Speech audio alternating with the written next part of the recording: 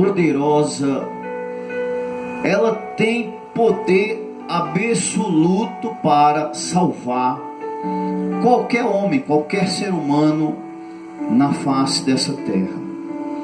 Nós não precisamos de outra coisa para sermos salvos. Precisamos apenas crer. Precisamos apenas confiar na palavra do Rei Jesus Cristo. O Senhor Jesus aqui nos traz um exemplo. Na verdade, Ele mostra para nós dois modelos de pessoas. Mostra para nós aqui, o Senhor mostra para nós aquela pessoa que se propõe a ser uma pessoa religiosa, e mostra aquela pessoa que se propõe a servir a Deus, mesmo diante das suas imperfeições. Aleluia. Porque não existe ser humano nesta terra que possa desenvolver a perfeição. Não existe nenhum que possa desenvolver a perfeição.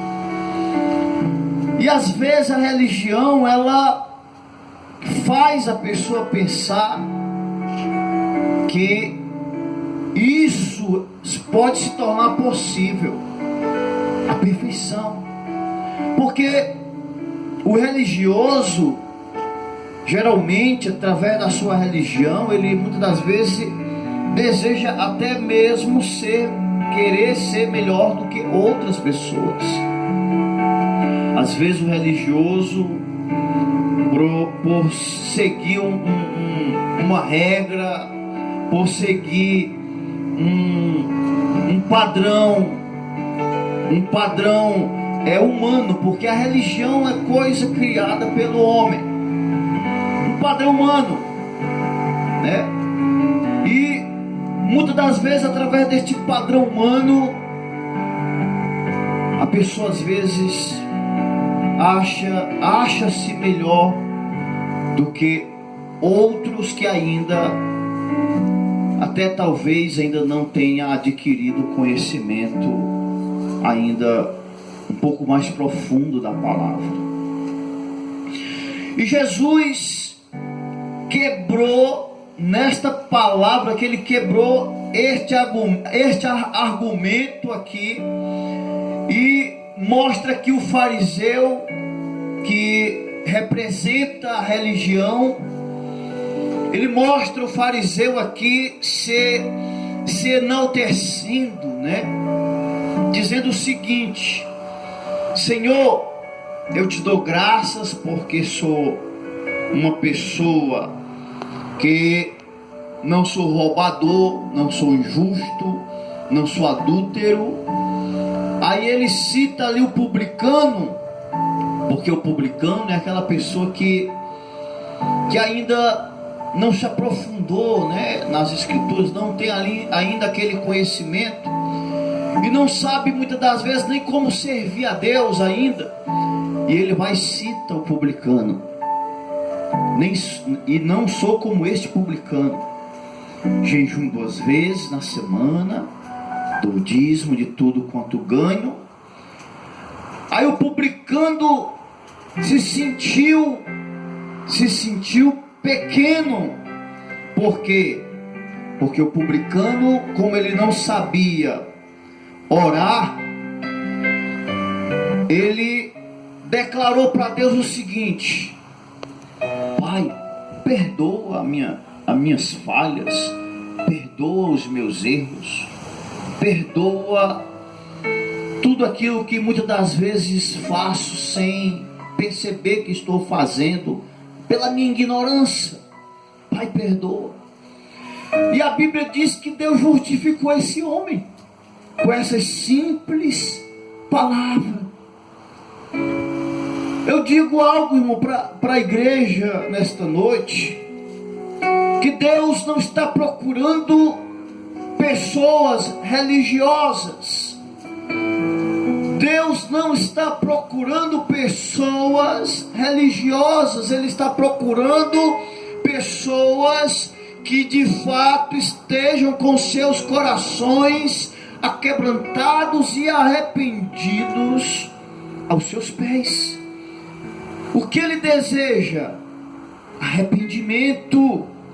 O que é necessário para que o homem alcance o perdão? O arrependimento. Porque se não houver o arrependimento, não existe possibilidade do ser humano ser perdoado, irmão. É isso que Jesus está dizendo nesta parábola. A igreja, ela não é religiosa. A igreja é cristã. O que é ser cristão? É seguir uma religião? Não. É seguir uma doutrina. Religião é diferente de doutrina. A doutrina está relacionada aos ensinamentos de Deus. Religião não. Religião está relacionada aos costumes humanos. Então não adianta o homem mudar por fora se por dentro ainda não aconteceu nenhuma mudança. Porque a mudança do homem, do ser humano, quando eu falo homem, estou aqui generalizando, irmão. Estou citando homem, mulher, criança, idoso. Estou falando em um geral completo. Então, Deus, Ele tem interesse em seu coração. Em primeiro lugar, o interesse principal do Senhor é o seu coração. Porque o seu coração é o centro das suas emoções. Porque se Jesus entrar no teu coração, Ele consegue transformar a tua vida.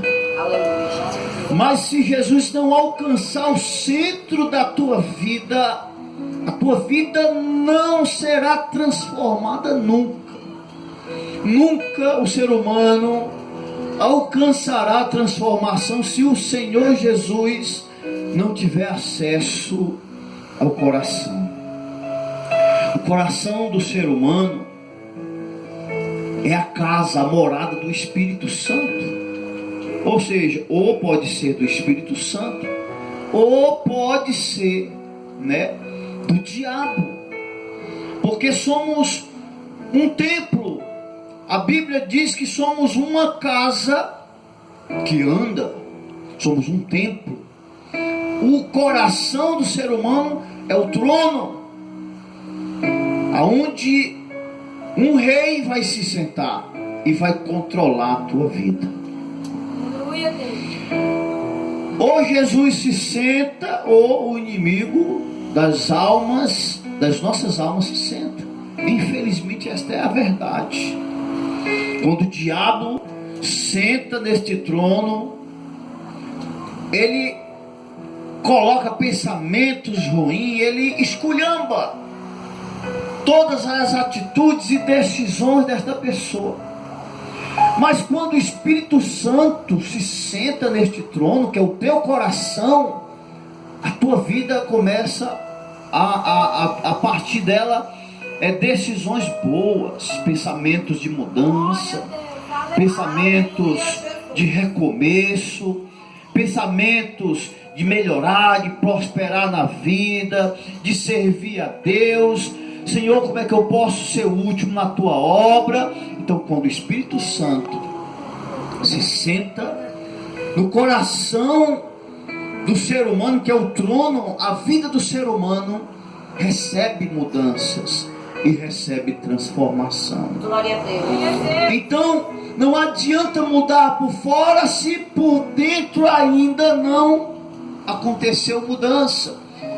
Peça a Deus para Deus mudar primeiramente você por dentro. Muda.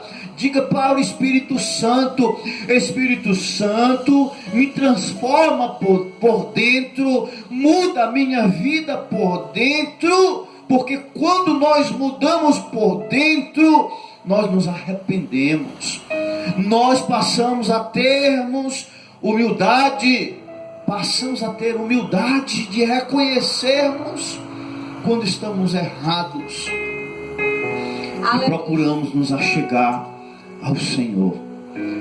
Então o fariseu está apresentando algo por fora aqui, irmão, aparentemente. Algo que aparentemente está tudo certo aos olhos das pessoas. O que ele está falando aqui aparentemente está tudo certo. E de fato o dever do cristão é fazer tudo aquilo que o fariseu falou mesmo. Viu, irmão? Jejuar, consagrar, dizimar. Está entendendo? O dever do cristão é fazer essas coisas mesmo. Mas só que eu não posso usar isso para diminuir as outras pessoas. Não posso, irmão. Se eu faço é porque adquiri este entendimento para fazer. Não posso usar isso para diminuir ninguém ou humilhar ninguém, porque a Bíblia diz que quando nós humilhamos, somos humilhados, né? Quando humilhamos alguém é porque está partindo de nossa pessoa a exaltação. Estou se sentindo maior, mais importante, estou me exaltando, humilhando alguém. Então alguém que está sendo humilhado vai ser exaltado, e aquele que humilha vai ser humilhado. Está na lei da Bíblia. Aleluia, Jesus. Então, queridos,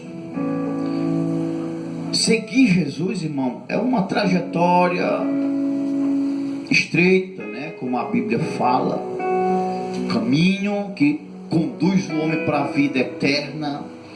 É um caminho estreito. O que conduz o homem para a perdição é largo, né? O caminho largo leva o homem para a perdição.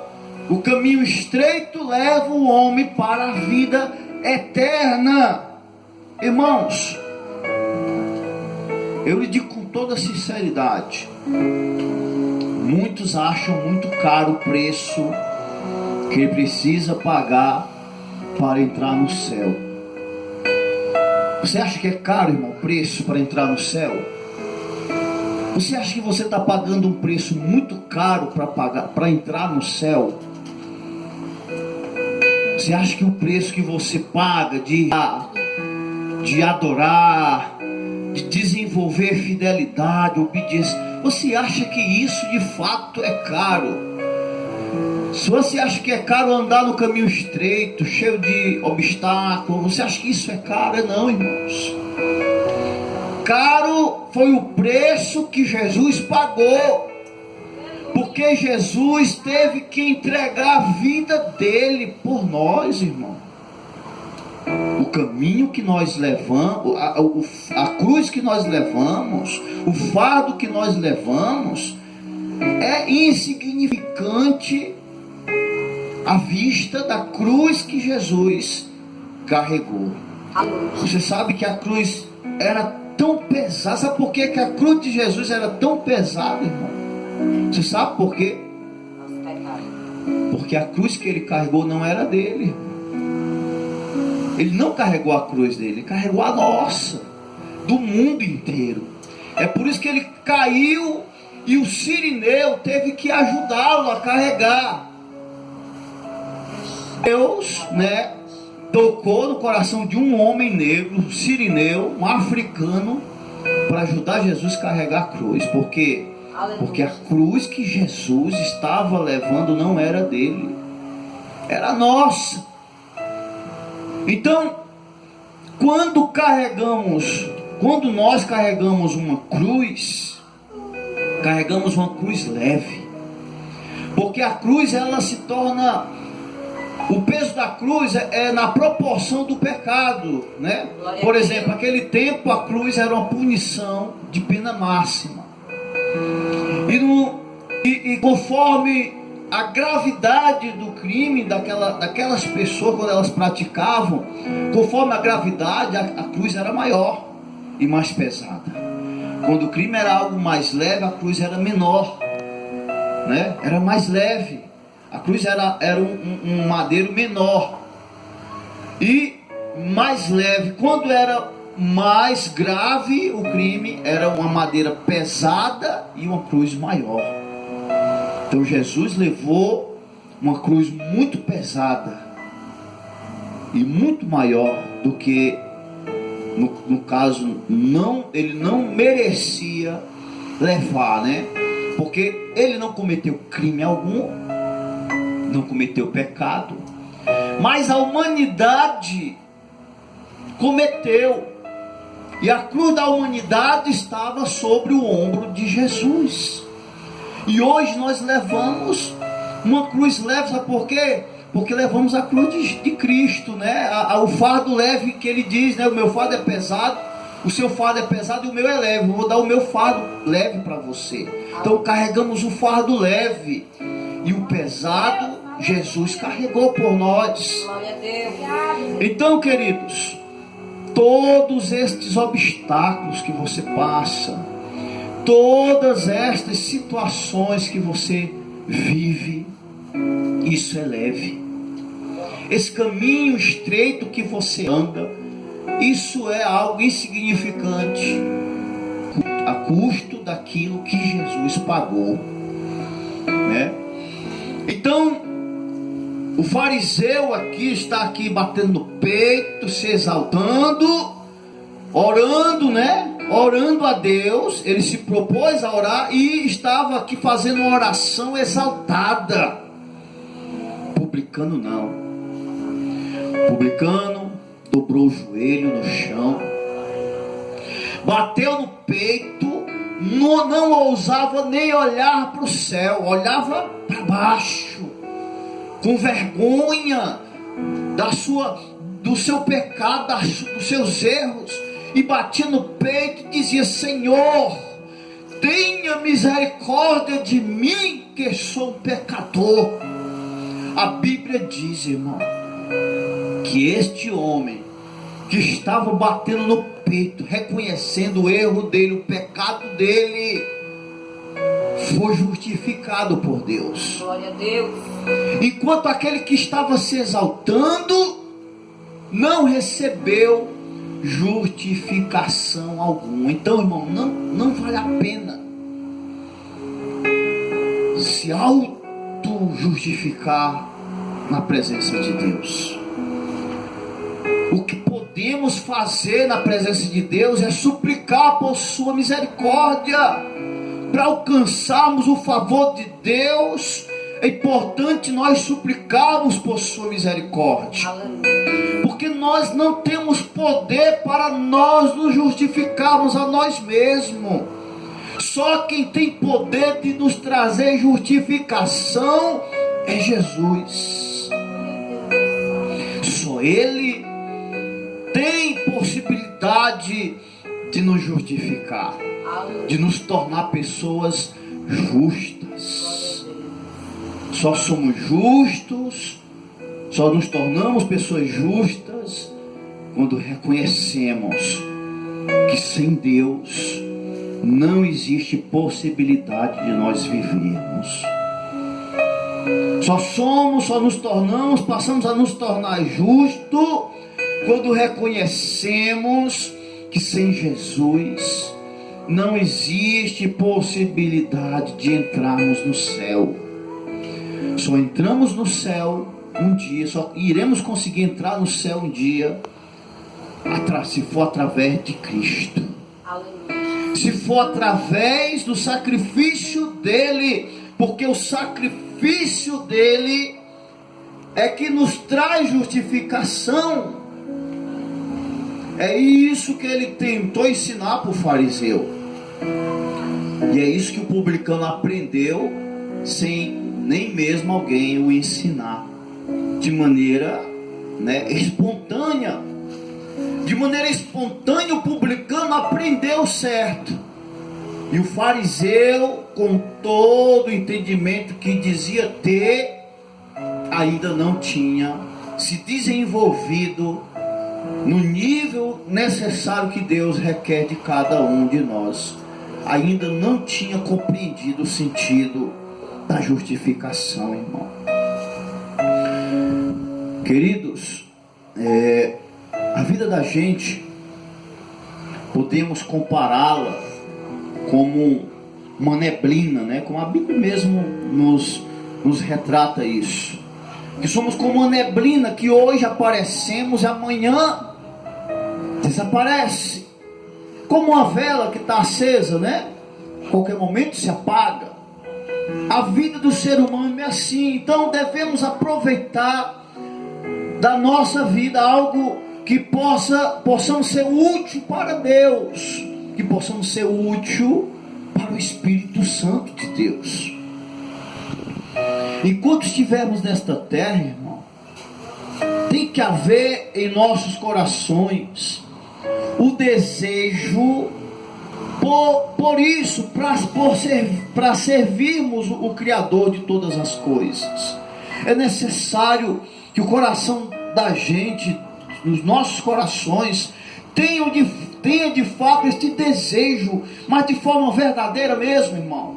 Verdadeira. Porque quando oramos da boca para fora, a nossa oração não passa do teto. Mas quando oramos, e quando a nossa oração sai do coração, irmãos, pode ter certeza que quando a tua oração, no dia que a tua oração sair do mais profundo do teu coração, os céus vai se abrir para você. Glória a Deus. No dia que você orar com o coração, Deus vai te ouvir. Aleluia. Ele vai contemplar a tua voz, as tuas palavras. Ele vai ouvir a tua palavra, mas só quando clamarmos de todo o nosso coração. Aleluia. A Bíblia diz, lá no livro de Joel diz assim, que quando orarmos de todo o nosso coração, o Senhor nos ouvirá dos céus. Aleluia, Jesus. Então, a oração que devemos pronunciar para Deus não é aquela oração bonita, pode ser até aquela oração que você erre algumas palavras. Pode até errar mesmo, irmão, porque você não é uma pessoa formada, você não sabe talvez falar bonito mesmo, né? Mas Deus não está procurando palavras bonitas não, queridos. Ele está procurando palavras sinceras. Ele está procurando pessoas sinceras. É tanto que a palavra de Deus diz que Deus procura verdadeiros adoradores, que adore a Deus em espírito e em verdade, irmão. Deus não está procurando palavras bonitas, palavras eloquentes. Deus está procurando palavras sinceras, orações verdadeiras, orações que de fato toque no coração de Deus, que sensibilize o coração de Deus. É tanto que o próprio Cristo diz o seguinte: se o teu filho te pedir pão, porventura você dará para ele uma pedra? Se o teu filho te pedir um peixe, porventura você dará para ele uma serpente? Aí Jesus continua: de maneira alguma.